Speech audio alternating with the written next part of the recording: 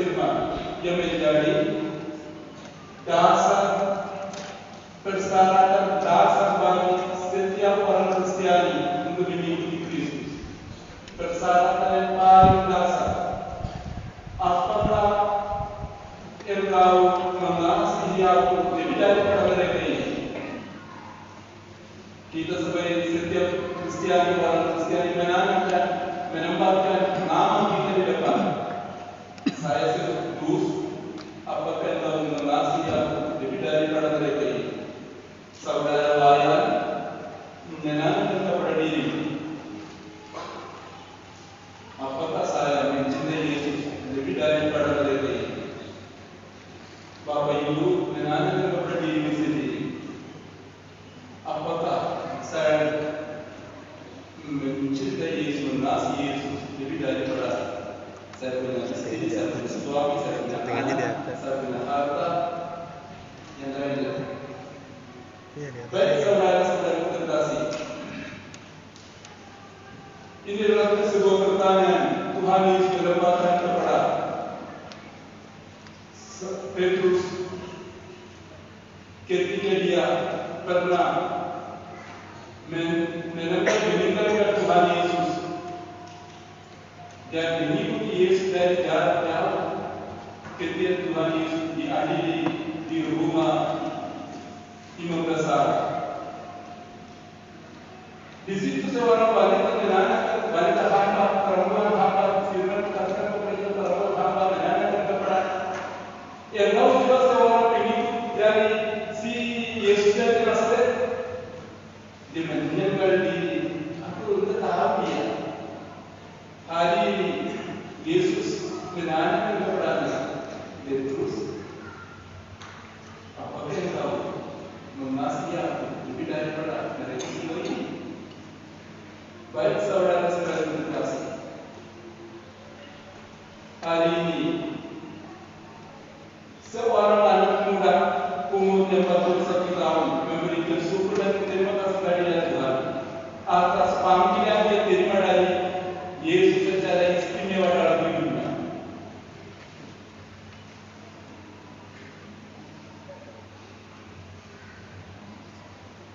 Beberapa tahun lalu, Ibu Rande membawa sebuah kitab suci di rumah mereka. Anak ini satu beberapa tahun lalu mengambil kitab suci itu, membaca kitab suci. Dia membacakan seluruh Injil. Menurut dia dibaca kitab suci Perjanjian Baru. Dia mengalami satu gerakan dalam hatinya, jiwanya untuk mengikuti Kristus. Dia langsung minta kepada keluarga, saya mau menjadi orang Katolik. Malahan Bapak Rante semua keluarga menentang dia, jangan masuk. Tapi anak ini semakin berani. Saya begitu cinta kasih Yesus menjiwai seluruh hidupnya, seperti ya dalam Ulangan Bicara kepada kita bab 6 ayat 4. Dengarlah hai umat Israel, apa itu Yesa, kasihilah Tuhan Allahmu dengan segenap hatimu, segenap jiwamu, segenap budimu dan segenap kekuatanmu. Firman itu membuat dia tidak bisa tidur. Cinta bagi apa? Cinta bagi Kristus. Dia menerima Yesus Kristus sebagai Kristus. Dia menerima Yesus sebagai Allah. Dia menerima Yesus sebagai Putra Allah. Dia tidak bisa dalam hatinya cinta bagi Kristus. Luar biasa perjuangannya. Dia tinggalkan rumahnya. Nanti kita lihat seperti apa di saat ini di depan kita. Itulah kasih Yesus bagi wayang satu ini. Untuk menghidupi Injil itu, menghidupi firman itu, kita membutuhkan rahmat Tuhan secara istimewa. Ribuan tahun lalu seorang anak muda namanya Franciscus dari Assisi. Dia juga membaca kitab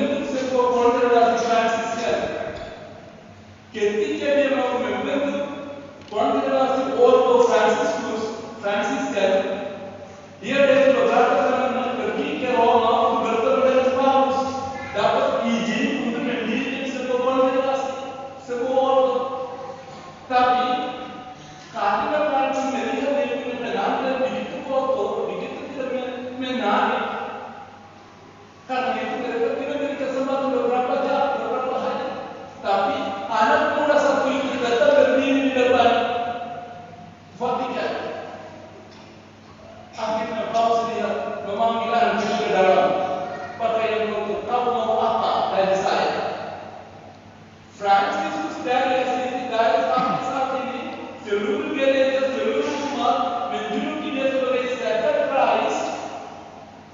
Dia tidak minta memberikan saya uang, harta untuk membangun sesuatu.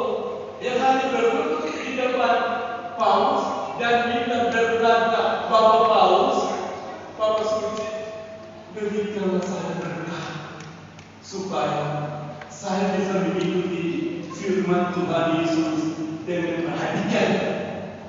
Berkat dari Paus untuk mengikuti firman Tuhan dengan perhatian. Bapak Ibu saudara-saudara terkasih, saya dan Anda setiap hari ini, setiap minggu mendengar firman Tuhan. Pernahkah mengalami sebuah pergulatan dalam hati saya karena saya dan Anda menyimak firman Tuhan?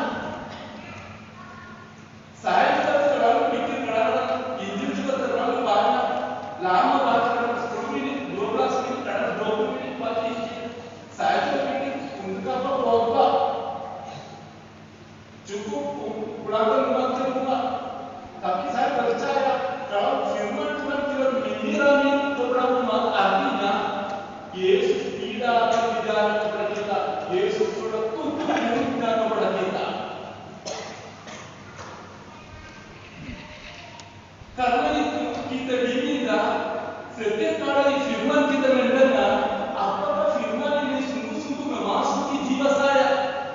Saya akan memikirkan sebuah firman dari kuasa.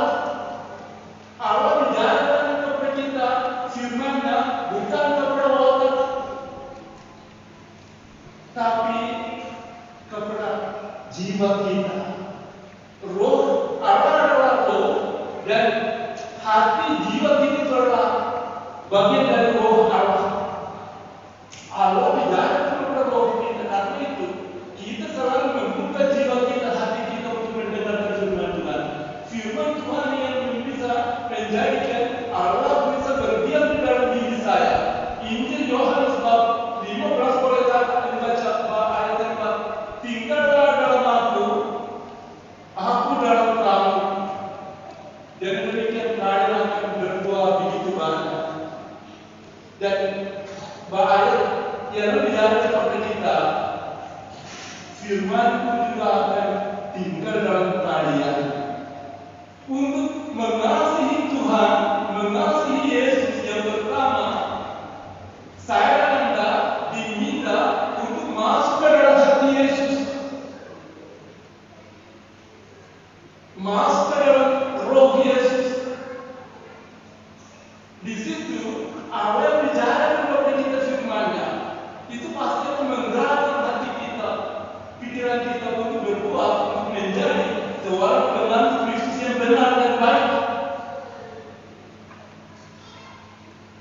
Baik saudara-saudara terkasih, baca kedua bicara kepada kita luar biasa dibiarkan segala ya Yohanes melihat sebuah penglihatan. Anak domba yang disembelih itu layak menerima kuasa, kekayaan, hikmah, dan kekuatan, hormat, kemuliaan, dan puji-pujian. Berarti anak domba yang disembelih itu adalah di atas kayu salib. Dia punya segala harta kita, dia punya segala kuasa kita, dia punya segala kepintaran kita, dia punya segala kehormatan kita, puji-pujian kita. Bukan kepada manusia. Karena itu firman kata kepada kita untuk mencintai Yesus, kita perlu yang pertama izinkan kita tinggal dalam Yesus, izinkan kita tinggal dalam Yesus. Kalau saya dan Anda tidak mengasihi Yesus, kita juga hidup Kristiani tidak akan sebut hidup Kristiani. Seperti sebuah botol di dalamnya racun, tapi tulisannya madu. Seperti itu hidup kita. Kalau kita tidak menghargai firman Tuhan dalam hidup kita, seperti wayang seperti ini, dia begitu berani untuk meninggalkan segala-galanya bagi Yesus yang bangun satu ini. Karena itu muncul dari siapa? Seorang ibu namanya Rande sudah membawa firman dari dalam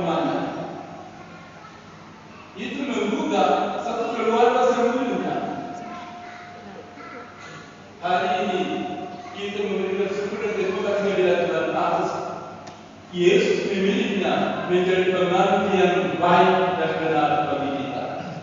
Artinya, ketika Yesus memilih dia sebagai seorang pengantin Yesus musafir atau Yesus mengunjungi instansi dia.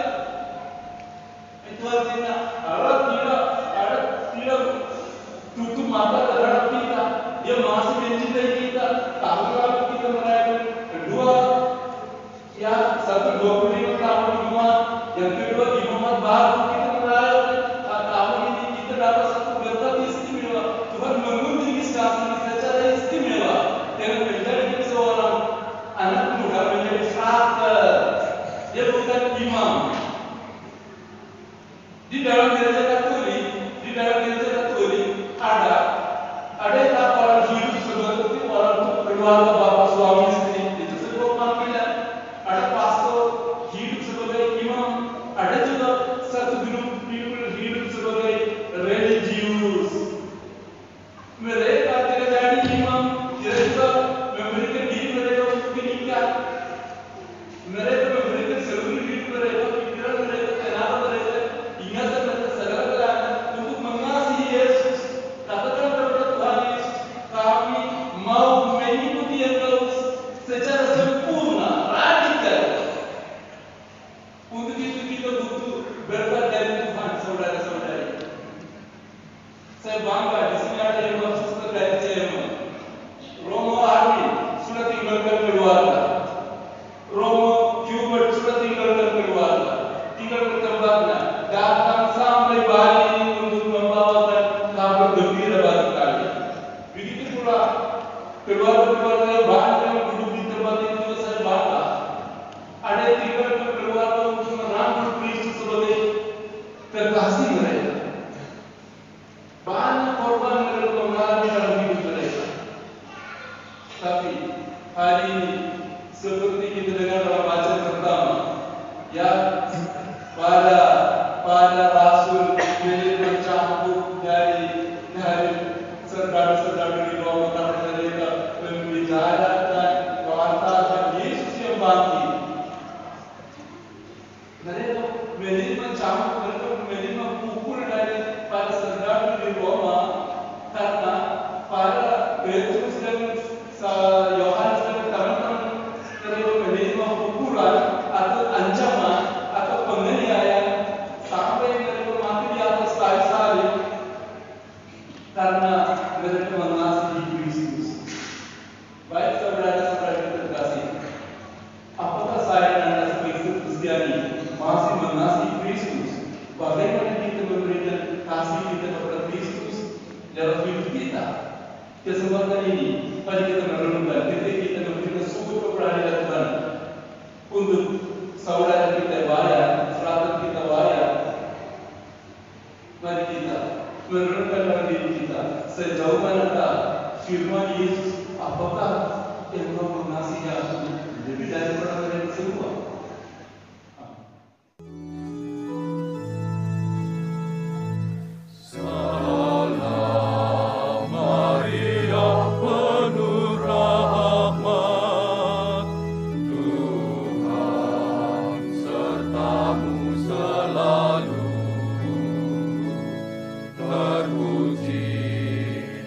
Antara wanita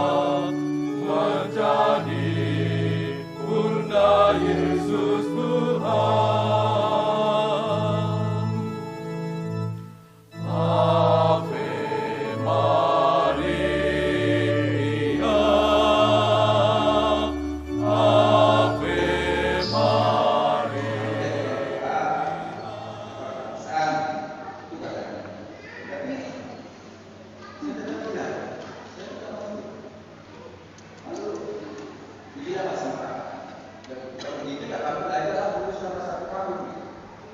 1 tahun dalam sekali. Ternyata susah juga menjadi katolik. Belajar di 1 tahun begitu. Tapi mungkin waktu itu di hati seriusan saya, hanya 6 bulan saya pelajaran dari.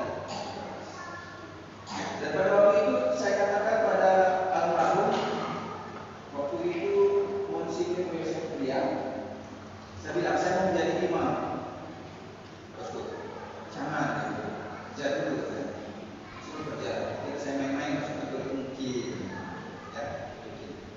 Tapi setelah entah itu 30 atau mau 31, lalu kakak saya bilang, gimana ini dalam kuning ini?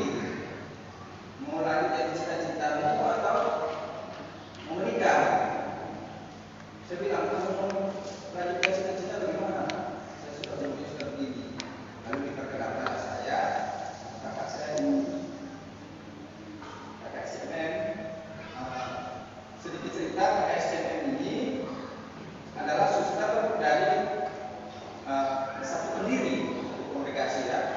Satu pendiri namanya Bapak Ustaz Monsinyur Faisal yang pertama mendirikan kongregasi suster, lalu 12 tahunnya baru mendirikan kongregasi Bapak CPM. Lalu setelah itu masuk saja Bapak CPM, katanya. Saya tidak tahu apa itu Bapak CPM. Biar saya menjadi imam. Apa itu Bapak CPM? Ya udah ikut saja. Tes 1 minggunya Pak. Nah, segitulah dulu ceritanya bagaimana saya berjuang untuk Katolik. Lalu sedikit tambahan bahwa seperti Pastor katakan tadi, apakah kamu mengasihi aku? Dalam referensi tadi saya petik, ya, saya dari Injil dulu bahwa misalnya dikatakan ikutlah aku. Ikutlah.